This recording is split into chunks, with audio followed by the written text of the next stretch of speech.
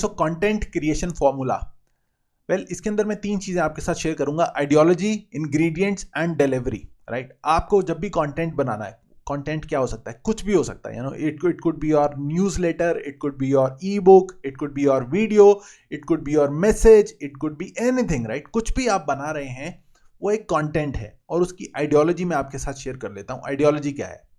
Number 1 is you should be able to break attention, right. जब भी आप कुछ करें स्टार्ट, उसकी एक हेडलाइन रखिए या उसका एक पंच लाइन रखिए इनिशियली, जहां पे कुछ डायरेक्शन मिले कि ये मैसेज किसके बारे में होने वाला है, so that you can actually break attention, right. That is very important, it's like a hook, right, it's like a hook, so you should be able to break attention. Number 2 is उसके बाद जब आपकी story start हो, you should be able to build interest, और उसके लिए क्या जरूरी है?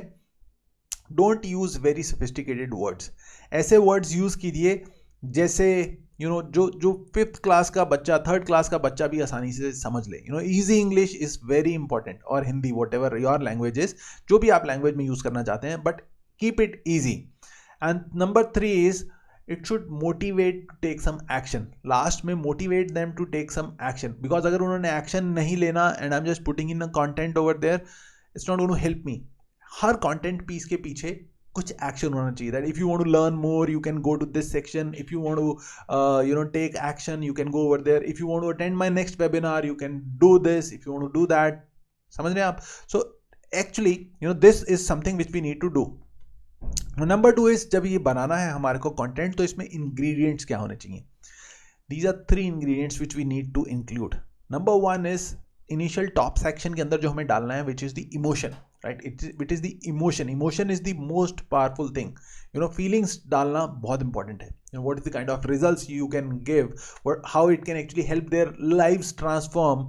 सो ये इमोशन को बीच में लाना बहुत जरूरी है।